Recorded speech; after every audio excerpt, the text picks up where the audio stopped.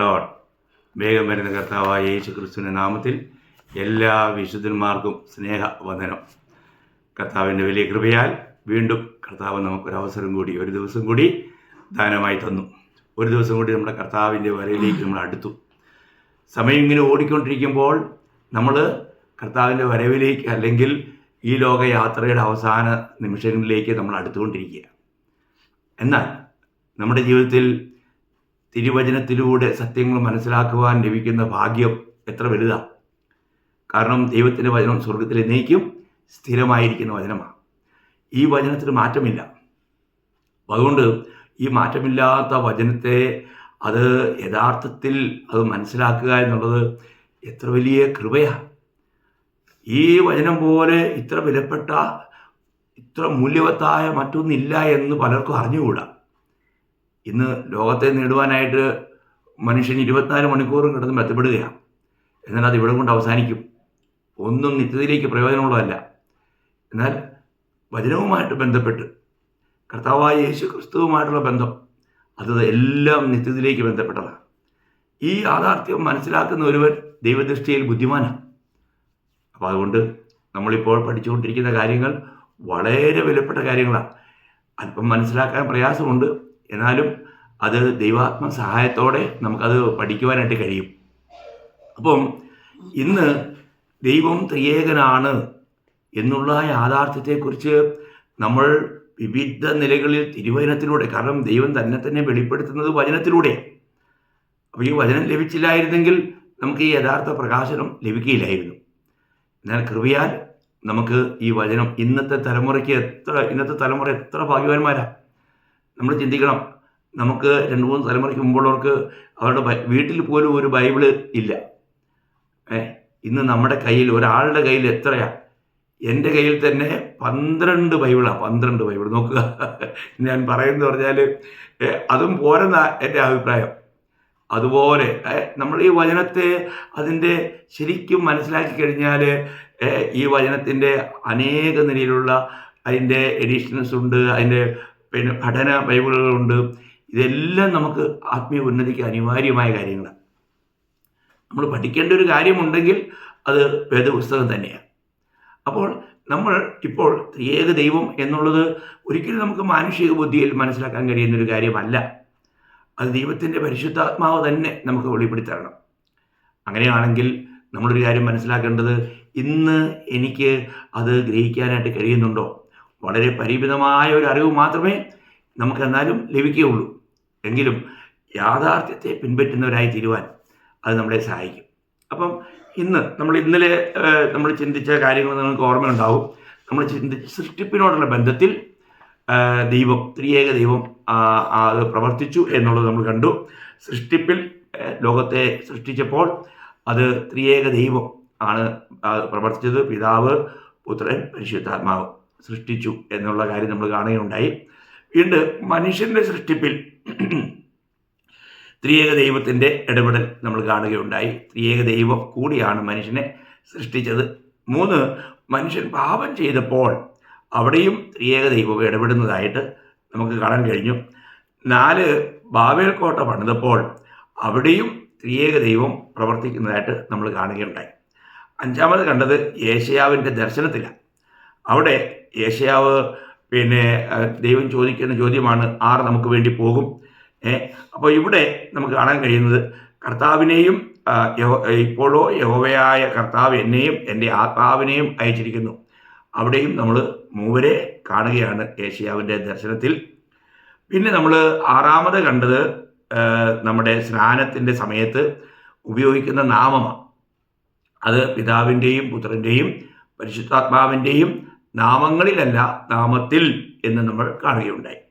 അവസാനം നമ്മൾ കണ്ടത്, സ്വർഗത്തിൽ സാക്ഷ്യം പറയുന്നവർ 3 അത് പിതാവ്, വചനം, പരിശുദ്ധാത്മാവ് എന്ന 3 അവർ പറയുന്ന കാര്യങ്ങൾ സത്യമാണ് എന്ന് കാണുകയുണ്ടായി.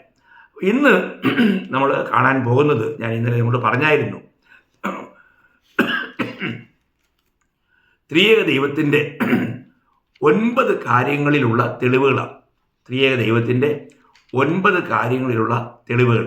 ഞാനത് വിഷയവും വചനവും അവിടെ പിതാവ് പുത്രൻ പരിശുദ്ധാത്മാവിൻ്റെ പ്രവർത്തനങ്ങളെക്കുറിച്ച് ഞാനത് നിങ്ങളോട് പറയാമെന്ന് ആഗ്രഹിക്കുക. അപ്പം ഒന്നാമത്തെ വിഷയം കർത്താവായ യേശു ക്രിസ്തുവിൻ്റെ സ്നാനമാണ്. അപ്പം സ്നാന സമയത്ത് നമുക്ക് ഈ പറഞ്ഞ 3 പേരെയും നമുക്കവിടെ കാണാനായിട്ട് കഴിയും, അല്ലേ? നമ്മൾ മത്തായിയുടെ സുവിശേഷം 3-ാം അധ്യായം അതിൻ്റെ 16-17 വാക്യം ഞാൻ വായിക്കാം. യേശു സ്നാനമേറ്റ ഉടനെ വെള്ളത്തിൽ നിന്ന് കയറി. അപ്പോൾ സ്വർഗം തുറന്നു, ദൈവാത്മാവ് പ്രാവെന്ന പോലെ ഇറങ്ങി തൻ്റെ മേൽ വരുന്നത് അവൻ കണ്ടു. ഇവൻ എൻ്റെ പ്രിയപുത്രൻ, ഇവനിൽ ഞാൻ പ്രസാദിച്ചിരിക്കുന്നു എന്ന് സ്വർഗത്തിൽ നിന്നും ഒരു ശബ്ദവും ഉണ്ടായി. അപ്പോൾ ഇവിടെ നമുക്ക് കാണാൻ കഴിയുന്നത് പിതാവ് സ്വർഗത്തിൽ നിന്നും സാക്ഷ്യം പറയുന്നു. പുത്രൻ യോർദാൻ നദിയിൽ സ്നാനമേൽക്കുന്നു. പരിശുദ്ധാത്മാവ് പ്രാവെന്ന പോലെ ഇറങ്ങി വരുന്നു. കണ്ടോ, എത്ര വ്യക്തമായ ചിത്രമാണ്. ത്രിയേക ദൈവത്തെ ഈ സമയത്ത് ഇവിടെ നമുക്ക് വ്യക്തമായിട്ട് കാണാൻ കഴിയും. ഇതൊക്കെ നമുക്ക് ഒരു തർക്കമില്ലാത്ത സത്യങ്ങളാണ്. ഇനി രണ്ടാമത്തെ കാര്യം, സഭയുടെ ആത്മീയ പരിപാലനത്തിൽ ത്രിയേക ദൈവത്തിൻ്റെ ഇടപെടലാണ്. സഭയുടെ ആത്മീയ പരിപാലനം, അതിന് ഞാൻ 1 കൊരിന്ത്യർ 12-ാം അധ്യായം അതിൻ്റെ 4 മുതൽ 6 വരെയുള്ള വാക്യം വായിക്കാം. 1 കൊരിന്ത്യർ 12-ാം അധ്യായം അതിൻ്റെ 4 മുതൽ 6 വരെയുള്ള വാക്യങ്ങൾ. എന്നാൽ കൃപാവരങ്ങളിൽ വ്യത്യാസമുണ്ട്, ആത്മാവ് ഒന്നത്രേ. ശുശ്രൂഷകളിൽ വ്യത്യാസമുണ്ട്, കർത്താവ് ഒരുവൻ. വീര്യപ്രവൃത്തികളിൽ വ്യത്യാസമുണ്ട്, എങ്കിലും എല്ലാവരിലും എല്ലാം പ്രവർത്തിക്കുന്ന ദൈവം ഒരുവൻ തന്നെ. കണ്ടോ, ഇവിടെ നമുക്ക് നമ്മുടെ സഭയുടെ ആത്മീയ പരിപാലനത്തിൽ ത്രിയേക ദൈവത്തിൻ്റെ പങ്ക് കാണാൻ കഴിയും. അപ്പം ഒന്ന്, നമുക്ക് ഇവിടെ പിതാവ് നമുക്ക് പ്രവർത്തിക്കാൻ വേണ്ട ശക്തി നൽകുന്നു. പുത്രൻ നമുക്ക് ആ ശുശ്രൂഷ നൽകുന്നു. പരിശുദ്ധാത്മാവ് നമുക്ക് കൃപാവരം നൽകുന്നു. ഇവിടെ എത്ര ലളിതമാണ്, നമ്മൾ ചിന്തിക്കണം. അപ്പോൾ എന്നാൽ കൃപാവരങ്ങളിൽ വ്യത്യാസമുണ്ട്, ആത്മാവ് ഒന്ന്. അപ്പോൾ ആത്മാവാണ് കൃപാവരങ്ങൾ വരുന്നത്.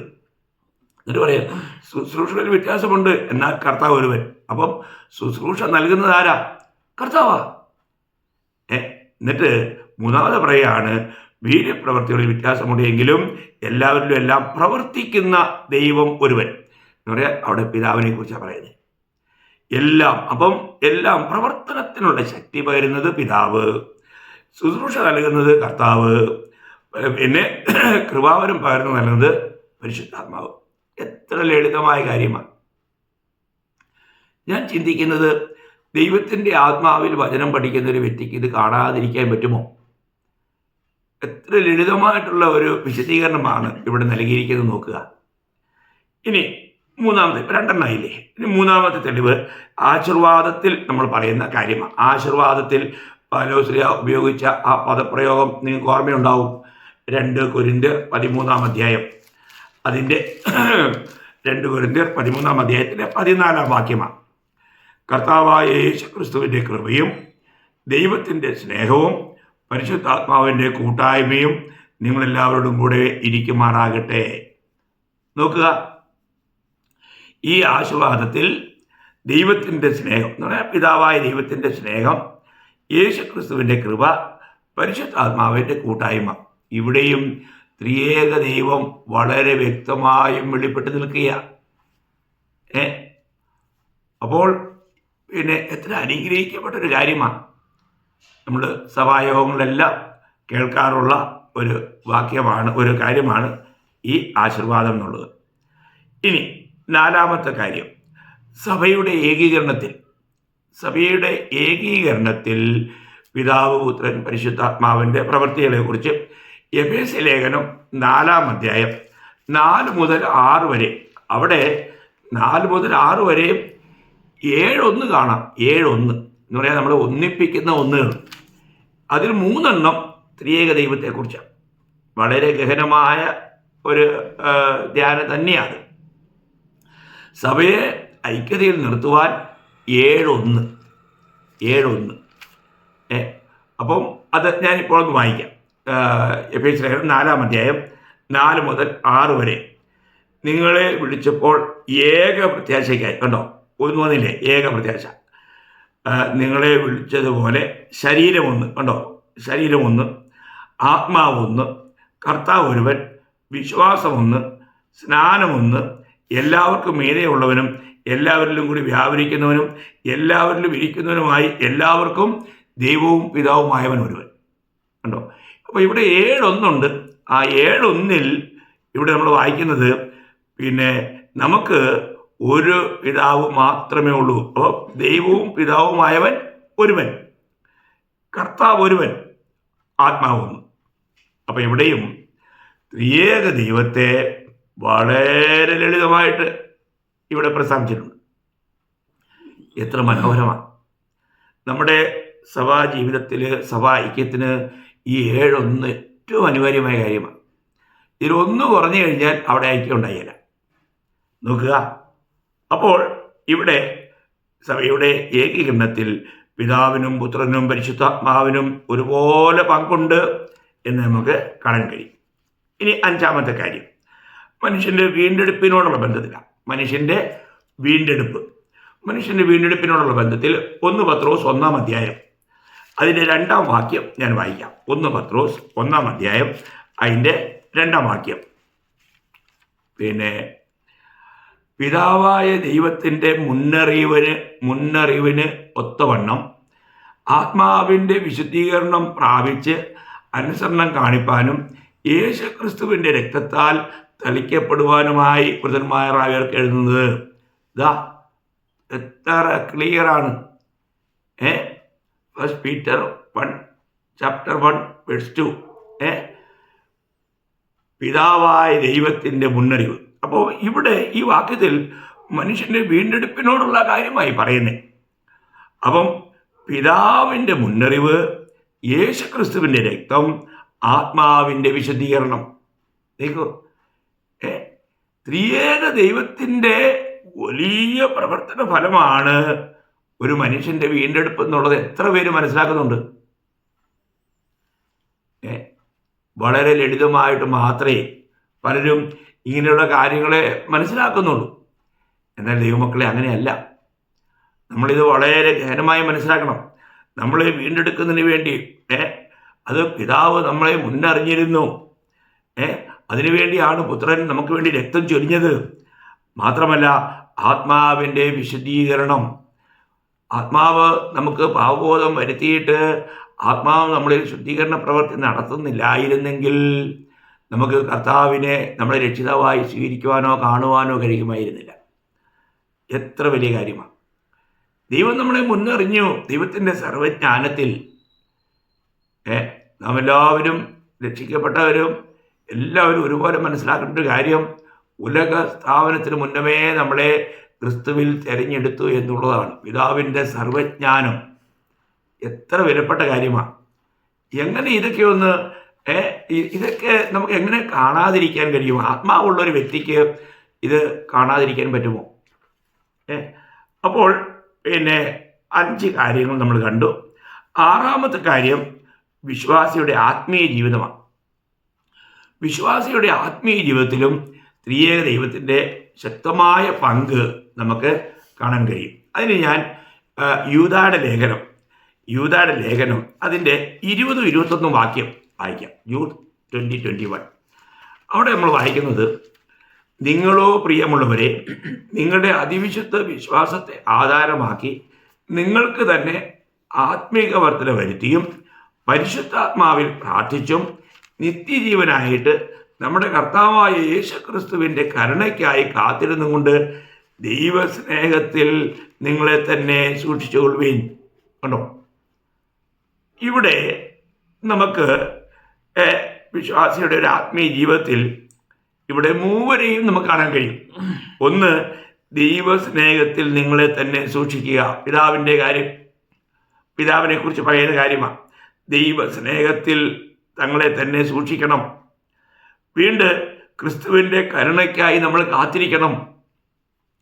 ഓരോ ദിവസവും നമ്മുടെ ആത്മീയ ജീവിതത്തിൽ കർത്താവിൻ്റെ കരുണയ്ക്ക് വേണ്ടി നമ്മൾ കാത്തിരിക്കണം. എന്നിട്ട് പരിശുദ്ധാത്മാവിനോടുള്ള ബന്ധത്തിൽ പരിശുദ്ധാത്മാവിൽ പ്രാർത്ഥിക്കണം. കണ്ടോ? അപ്പോൾ ത്രിയേക ദൈവം നമ്മുടെ ആത്മീയ ജീവിതത്തിലും പ്രവർത്തിച്ചു കൊണ്ടിരിക്കുന്നു എന്നുള്ളത് നമുക്ക് കാണാൻ കഴിയണം. എത്ര ശ്രേഷ്ഠം! ആ ദൈവം നമ്മൾ ഈ ഒരിക്കലും പിതാവ് ഒറ്റയ്ക്കായിരിക്കുന്നില്ല. പുത്രൻ പറയുന്നത് എപ്പോഴും പിതാവിനോട് കൂടെ ഉണ്ടെന്ന്. അതുപോലെ പിതാവ് ഉള്ളിടത്ത് പുത്രനും പരിശുദ്ധാത്മാവും ഉണ്ട്. ഇവരൊരിക്കലും വേർപെട്ടിരിക്കുന്നില്ല. വേർപെട്ട ഒരല്പസമയം അത് ക്രൂശിൽ വെച്ച് മാത്രമാണ്. അത് പുത്രൻ്റെ മേൽ സകല മാനവജാതിയുടെയും പാപം പുത്രൻ്റെ മേൽ ചുമത്തപ്പെട്ട് കഴിഞ്ഞപ്പോൾ പിതാവ് പുത്രനെ കൈവിട്ടു. അതുകൊണ്ടാണ് പുത്രൻ നിലവിളിച്ചത്. അവിടെ മാത്രമല്ലേ കർത്താവ് എൻ്റെ ദൈവമേ എൻ്റെ ദൈവമേ എന്ന് വിളിച്ചത്. ബാക്കി എല്ലായിടത്തും പിതാവ് പിതാവ് എന്നാണ് പറഞ്ഞത്. എന്നാൽ ഒരു സ്ഥലത്ത് മാത്രം എന്താണ് അത്? നമുക്ക് വേണ്ടിയുള്ള ബലി മരണമായിരുന്നു, പകരമരണമായിരുന്നു, പ്രായശ്ചിത്ത മരണമായിരുന്നു. നമ്മൾ അതൊക്കെ ഒന്ന് ആത്മാവിൽ കണ്ടു കഴിഞ്ഞാൽ എങ്ങനെ നമുക്ക് ഈ ദൈവസ്നേഹത്തെ മറക്കാൻ കഴിയും? പിതാവ് നമ്മളോട് കാണിച്ച ആ വലിയ സ്നേഹം, പുത്രൻ നമ്മളോട് കാണിച്ച ആ വലിയ കരുണ എങ്ങനെ മറക്കാൻ കഴിയും? അപ്പോൾ ഇവിടെ നമ്മൾ കാണാൻ കഴിയുന്നത് ഒരു വിശ്വാസിയുടെ ആത്മീയ ജീവിതത്തിൽ നമ്മൾ പിതാവായ ദൈവത്തിൻ്റെ സ്നേഹത്തിൽ നമുക്ക് നമ്മളെ തന്നെ സൂക്ഷിക്കാൻ കഴിയണം. ക്രിസ്തുവിൻ്റെ കരുണയ്ക്ക് വേണ്ടി ഓരോ നിമിഷവും നമ്മൾ കാത്തിരിക്കണം. പരിശുദ്ധാത്മാവിൽ പ്രാർത്ഥിക്കണം. ഇത് നമ്മുടെ ആത്മീയ ജീവിതത്തിൽ ഒരു വിശ്വാസിക്ക് അനിവാര്യമായും ഉണ്ടായിരിക്കേണ്ട കാര്യങ്ങളാണ്. ഇനി നമ്മൾ ഏഴാമത് നമ്മൾ നോക്കുമ്പോൾ രക്ഷാവേലയിൽ നമുക്കുള്ള രക്ഷയിൽ ത്രിയേക ദൈവം എങ്ങനെ പ്രവർത്തിച്ചു എന്ന് എബ്രായ ലേഖനം 2-ാം അധ്യായം അതിൻ്റെ 3-ാം വാക്യം വായിക്കുമ്പോൾ കാണാൻ കഴിയും. എബ്രായർ 2:3. ഭാഷകളിൽ അല്പം വ്യത്യാസം വരാം, എങ്കിലും ഇവിടെ മലയാളത്തിൽ അത് 3-ാം വാക്യമാണ്. എങ്കിലും കർത്താവ് താൻ പറഞ്ഞു തുടങ്ങിയതും ദൈവം അടയാളങ്ങളാലും അത്ഭുതങ്ങളാലും വിവിധ വീര്യപ്രവർത്തികളാലും തൻ്റെ ഇഷ്ടപ്രകാരം പരിശുദ്ധാത്മാവിനെ നൽകിക്കൊണ്ട് സാക്ഷി നിന്നതും. ഈ ഒറ്റ വാക്യത്തിൽ 3 പേരുണ്ട്. നോക്കുക. അപ്പം ഈ രക്ഷാവേദിയിൽ എന്ത് ചെയ്തു? ദൈവം സാക്ഷി നിന്നു, കർത്താവ് പറഞ്ഞു തുടങ്ങി, പരിശുദ്ധാത്മാവിന് നൽകി. കണ്ടോ? എത്ര ഗഹനമാണ് ആ വാക്യം. ഞാൻ ഒന്നുകൂടെ വായിക്കാം. കർത്താവ് താൻ പറഞ്ഞു തുടങ്ങിയതും ദൈവം അടയാളങ്ങളാലും അത്ഭുതങ്ങളാലും വിവിധ വീര്യപ്രവർത്തികളാലും തൻ്റെ ഇഷ്ടപ്രകാരം പരിശുദ്ധാത്മാവിനെ നൽകിക്കൊണ്ട്. അപ്പോൾ കർത്താവ്, ദൈവം, പരിശുദ്ധാത്മാവ്. നോക്കുക. അപ്പം ദൈവം സാക്ഷിക്കുന്നു, കർത്താവ് പറഞ്ഞു തുടങ്ങി, പരിശുദ്ധാത്മാവിനെ നൽകി. ഇവിടെയും ത്രിയേക ദൈവത്തിൻ്റെ വലിയ ഇടപെടലുകൾ നമുക്ക് വ്യക്തമായിട്ടും കാണാൻ കഴിയും. ഇനി എട്ടാമത്തെ കാര്യം ഇത് ക്രിസ്തുവിൻ്റെ ജഡാവതാരത്തോടുള്ള ബന്ധത്തിലാണ്. ക്രിസ്തുവിൻ്റെ ജഡാവതാരത്തോടുള്ള ബന്ധത്തിൽ നമ്മൾ കാണുന്ന ഒരു കാര്യമാണ്. ലൂക്കോസിൻ്റെ സുവിശേഷം 1-ാം അധ്യായം അതിൻ്റെ 35-ാം വാക്യമാണ്. ലൂക്കോസ് 1-ാം അധ്യായം അതിൻ്റെ 35-ാം വാക്യം ഞാൻ വായിക്കാം. അതിന് ദൂതൻ, പരിശുദ്ധാത്മാവ് നിന്റെ മേൽ വരും, അത്യുന്നതന്റെ ശക്തി നിന്റെ മേൽ നിഴലിടും, ആകയാൽ ഉത്ഭവിക്കുന്ന വിശുദ്ധ പ്രജ ദൈവപുത്രൻ എന്ന് വിളിക്കപ്പെടും. ഇവിടെയും 3 വളരെ വ്യക്തമായിട്ട് നമുക്ക് കാണാനായിട്ട് കഴിയും. ശ്രദ്ധിക്കുക. അപ്പം മറിയത്തിൻ്റെ മേൽ എന്ത് ചെയ്തു? അത്യുന്നതന്റെ ശക്തി വന്നു എന്ന് പറഞ്ഞാൽ പിതാവിൻ്റെ ശക്തി മറിയത്തിന്മേൽ വന്നു. 2, അവിടെ ക്രിസ്തു ജനനമെടുത്തു. വിശുദ്ധ പ്രജ, ക്രിസ്തുവിന് ജനനമുണ്ടായി, മനുഷ്യനായിട്ട് ജനിച്ചു. അപ്പോൾ പിതാവിൻ്റെ ശക്തി വന്നു, ക്രിസ്തു അവിടെ ജനിച്ചു, പരിശുദ്ധാത്മാവ് വന്നു. നോക്കണം, പരിശുദ്ധാത്മാവ് വന്നു. അപ്പം ത്രിയേക ദൈവത്തിൻ്റെ ഇടപെടലാണ് ക്രിസ്തുവിൻ്റെ ജഡാവതാരം എന്ന് നമുക്ക് വളരെ വ്യക്തമായിട്ട് ആ ഒറ്റ വാക്യത്തിൽ കൃത്യമായി എഴുതി വച്ചിട്ടുണ്ട്. ആ വാക്യം ഒന്നുകൂടെ വായിക്കാം. അതിന് ദൂതൻ, പരിശുദ്ധാത്മാവ് നിന്റെ മേൽ വരും. ആണോ? പരിശുദ്ധാത്മാവ്, അത്യുന്നതന്റെ ശക്തി പിതാവ് നിന്റെ മേൽ നിഴലിടും, ആകയാൽ ഉത്ഭവിക്കുന്ന വിശുദ്ധ പ്രജ മീൻസ് ദൈവപുത്രൻ കർത്താവ്. നോക്കുക, ഇതൊക്കെ മാനുഷിക ബുദ്ധി കൊണ്ട് മനസ്സിലാക്കാൻ പ്രയാസമായിരിക്കാം. എന്നാൽ ദൈവാത്മാവുള്ള ഒരു വ്യക്തിയെ സംബന്ധിച്ചിടത്തോളം അത് മനസ്സിലാക്കാനായിട്ട് യാതൊരു പ്രയാസമില്ല. അപ്പോൾ നമ്മൾ ചിന്തിക്കണം, നമുക്കിതൊക്കെ മനസ്സിലാക്കാനായിട്ട് കഴിയുന്നുണ്ടോ? ഇനി ഞാൻ 9ാമത്തെ കാര്യം കൂടെ പറയാം. 9ാമത്തെ കാര്യം എന്ന് പറഞ്ഞാൽ അത് നമ്മുടെ തിരഞ്ഞെടുപ്പിനെ സംബന്ധിച്ചുള്ള ഓരോ വ്യക്തികളും കർത്താവിനാൽ തിരഞ്ഞെടുക്കപ്പെട്ടവരാണ്. എപ്പോൾ തിരഞ്ഞെടുത്തു എന്നുള്ളത് വലിയൊരു വിഷയം തന്നെയാണ്. അപ്പോൾ നമ്മൾ തിരഞ്ഞെടുപ്പിനോടുള്ള ബന്ധത്തിൽ ത്രിയേക ദൈവത്തിൻ്റെ ആ പ്രവൃത്തി നമ്മൾ കാണുന്നത് അത് ഒരിച്ചിരി നീണ്ട ഭാഗമാണ്. എങ്കിലും ഞാൻ ആ ഭാഗം ഒന്ന് വായിക്കാം. എഫേസ്യ ലേഖനം അതിൻ്റെ 1-ാം അധ്യായം അതിൻ്റെ 4 മുതലുള്ള വാക്യം വായിച്ചാൽ മതി. നാം തൻ്റെ സന്നിധിയിൽ വിശുദ്ധരും നിഷ്കളങ്കരും ആകേണ്ടതിന് അവൻ ലോക സ്ഥാപനത്തിന് മുൻപേ നമ്മെ അവനിൽ തിരഞ്ഞെടുക്കുകയും തിരഹിതത്തിൻ്റെ പ്രസാദപ്രകാരം യേശുക്രിസ്തു മുഖാന്തരം നമ്മെ ദത്തെടുക്കേണ്ടതിന് അവൻ പ്രിയനായവനിൽ നമുക്ക് സൗജന്യമായി നൽകിയ തൻ്റെ കൃപാമഹത്വത്തിൻ്റെ പുകഴ്ചയ്ക്കായി സ്നേഹത്തിൽ നമ്മെ മുൻ നിയമിക്കുകയും ചെയ്തുവല്ലോ. അവനിൽ നമുക്ക് അവൻ്റെ രക്തത്താൽ അതിക്രമങ്ങളുടെ മോചനമെന്ന വീണ്ടെടുപ്പ് ഉണ്ട്. അത് അവൻ നമുക്ക് താൻ ധാരാളമായി കാണിച്ച കൃപാദനപ്രകാരം സകല ജ്ഞാനവും വിവേകവുമായി നൽകിയിരിക്കുന്നു. അവനിൽ താൻ മുൻനിർണയിച്ച തൻ്റെ പ്രസാദത്തിന് തക്കവണ്ണം തൻ്റെ ഹിതത്തിൻ്റെ മർമ്മം അവൻ നമ്മോട് അറിയിച്ചു. അത് സ്വർഗത്തിലും ഭൂമിയിലുമുള്ളതെല്ലാം പിന്നെയും ക്രിസ്തുവിൽ ഒന്നായി ചേർക്ക എന്നിങ്ങനെ കാലസമ്പൂർണതയിലെ വ്യവസ്ഥയ്ക്കായിക്കൊണ്ട് തന്നെ അവനിൽ നാം അവകാശവും പ്രാപിച്ചു.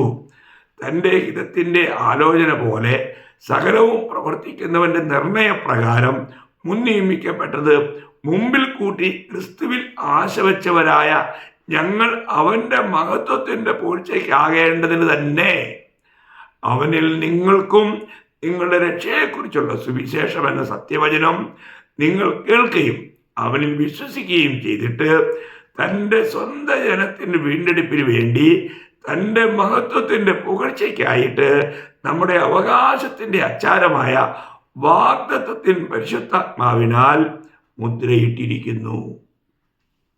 അപ്പം ഇവിടെ ത്രിയേക ദൈവത്തെ വളരെ വ്യക്തമായിട്ടും വിശദീകരിച്ചിരിക്കുക. അതിനകത്ത് ഞാൻ ഒരു 3 വാക്യം എടുത്തു പറയാനായിട്ട് ആഗ്രഹിക്കുക. അത് പിതാവ് പുത്രൻ പരിശുദ്ധാത്മാവുള്ള ബന്ധത്തിലാണ്. അതിൻ്റെ 4-ാം വാക്യവും 7-ാം വാക്യവും 14-ാം വാക്യവും ബാക്കിയുള്ള കാര്യങ്ങളെല്ലാം ത്രിയേക ദൈവം ഒരുമിച്ച് ചെയ്ത പ്രവർത്തനങ്ങളെക്കുറിച്ച് തന്നെയാണ്. അതൊക്കെ നമ്മളൊന്ന് മനസ്സിരുത്തി വായിക്കുകയാണെങ്കിൽ എത്ര ആത്മാവിന് കുളിർമയേകുന്ന കാര്യങ്ങളാണ്. ശ്രദ്ധിക്കണേ. അപ്പോൾ ഇവിടെ നമ്മൾ പിതാവായ ദൈവത്തെക്കുറിച്ച് ലോക സ്ഥാപനത്തിന് മുൻപേ പിതാവ് നമ്മളെ തിരഞ്ഞെടുത്തു. നോക്കുക, ലോക സ്ഥാപനത്തിന് മുന്നമേ നമ്മൾ ചിന്തിക്കുക. ആദാമിനെ ഉണ്ടാക്കുന്നതിന് മുന്നേ, ഈ ലോകത്തെ ഉണ്ടാക്കുന്നതിന് മുന്നമേ ദൈവം തൻ്റെ സർവജ്ഞാനത്തിൽ ക്രിസ്തുവിൽ നമ്മളെ തിരഞ്ഞെടുത്തു എന്ന് പറഞ്ഞാൽ നമുക്കത് എങ്ങനെയൊന്ന് ഗ്രഹിക്കാൻ കഴിയും അല്ലേ? അതൊന്ന് മനസ്സിലാക്കിയെടുക്കുക എന്ന് പറഞ്ഞാൽ നമ്മുടെ മാനുഷിക ബുദ്ധി കൊണ്ട് കഴിയുന്ന കാര്യമല്ല. അപ്പോൾ ഇവിടെ ഒന്ന്, നമ്മളെ തിരഞ്ഞെടുത്തു, പിതാവ് നമ്മളെ തിരഞ്ഞെടുത്തു. 2, അതിൻ്റെ 7-ാം വാക്യമാണ്. അവിടെ 7-ാം വാക്യത്തിൽ എന്താ പറയുന്നത്? അവന് നമുക്ക് അവൻ്റെ രക്തത്താൽ അതിക്രമങ്ങളുടെ മോചനമെന്ന വീണ്ടെടുപ്പുണ്ട്. അപ്പം തിരഞ്ഞെടുക്കപ്പെട്ട നമ്മളെ കർത്താവായ പുത്രൻ്റെ രക്തത്താൽ അതിക്രമങ്ങളുടെ മോചനം എന്ന വീണ്ടെടുപ്പ്. നോക്കുക, അപ്പോൾ ഇതെല്ലാം മുന്നമേ ദൈവം ഒരുക്കിയ കാര്യങ്ങളാണ്. നോക്കുക, ഇനി അതിൻ്റെ 14-ാം വാക്യം നമ്മുടെ അവകാശത്തിൻ്റെ അച്ചാരമായ വാഗ്ദത്തത്തിന് പരിശുദ്ധാത്മാവിനാൽ മുദ്രയിട്ടിരിക്കുന്നു. 14-ന്റെ ബി പാട്ടായ വായിച്ച്. അപ്പോൾ പരിശുദ്ധാത്മാവിൽ മുദ്രയിട്ടു. നോക്കുക പ്രിയമുള്ളവരെ, അപ്പോൾ നമ്മുടെ തിരഞ്ഞെടുപ്പിനോടുള്ള ബന്ധത്തിലും പിതാവിനും പുത്രനും പരിശുദ്ധാത്മാവിനും ആഴമായ പ്രവർത്തികളുണ്ട്. നമ്മൾ ചിന്തിക്കുക, പിതാവ് ആകർഷിക്കാതെ ആർക്കും പുത്രൻ്റെ അടുക്കൽ വരാൻ കഴിയണമെന്ന് കർത്താവ് പറഞ്ഞ കാര്യം നിങ്ങൾക്ക് ഓർമ്മയുണ്ടല്ലോ, യോഹന്നാൻ 6:44. അപ്പം പിതാവ് പുത്രനിലേക്ക് കൊണ്ടുവരുന്നു. അവിടെ പുത്രൻ തൻ്റെ രക്തത്താൽ നമ്മൾ എന്ത് ചെയ്യുന്നു? അവരെ വീണ്ടെടുക്കുന്നു. അപ്പോൾ പരിശുദ്ധാത്മാവിനാൽ മുദ്രയിടപ്പെടുന്നു. അവിടെയും നമ്മൾ രക്ഷിക്കപ്പെടുമ്പോൾ തിരഞ്ഞെടുക്കപ്പെട്ടവരിൽ നടക്കുന്ന പ്രവൃത്തികളെക്കുറിച്ച് പറയുന്ന കാര്യങ്ങളാണ്. ഏതെല്ലാം നിലയിൽ നമ്മൾ നോക്കിയാലും തിരുവെഴുത്തിൽ ത്രിയേക ദൈവത്തെ നമുക്ക് വളരെ വ്യക്തമായും കാണാൻ കഴിയും. ഇനിയും മറ്റു പല കാര്യങ്ങളുണ്ട്. ഞാനിവിടെ 9 കാര്യങ്ങൾ നിങ്ങളോട് ഇപ്പോൾ പറഞ്ഞിട്ട് ഇന്നത്തെ ഈ ക്ലാസ് ഇവിടെ അവസാനിപ്പിക്കാം. അപ്പോൾ നമ്മൾ കണ്ട 9 കാര്യങ്ങൾ ഞാൻ വിഷയങ്ങൾ മാത്രം ഒന്നുകൂടെ ആവർത്തിച്ച് പറയാം. 9 കാര്യങ്ങൾ. ഒന്ന്, യേശുവിൻ്റെ സ്നാന സമയത്ത് പിതാവിനെയും പുത്രനെയും പരിശുദ്ധാത്മാവിനെയും നമുക്ക് കാണാൻ കഴിയുന്നു. 2, സഭയുടെ ആത്മീയ പരിപാലനത്തിൽ ത്രിയേക ദൈവത്തിൻ്റെ പ്രവൃത്തി നമ്മൾ വ്യക്തമായിട്ടും 1 കൊരിന്ത്യർ 12-ാം അധ്യായത്തിലൂടെ കാണുകയുണ്ടായി. 3, പൗലോസ്ലീഹ സഭയ്ക്ക് ആശീർവാദം പറയുമ്പോൾ പിതാവിൻ്റെയും പുത്രൻ്റെയും പരിശുദ്ധാത്മാവിൻ്റെയും നാമത്തിലുള്ള ആശീർവാദം നമ്മൾ കാണുന്നു. 4, സഭയുടെ ഏകീകരണം അല്ലെങ്കിൽ ഐക്യത.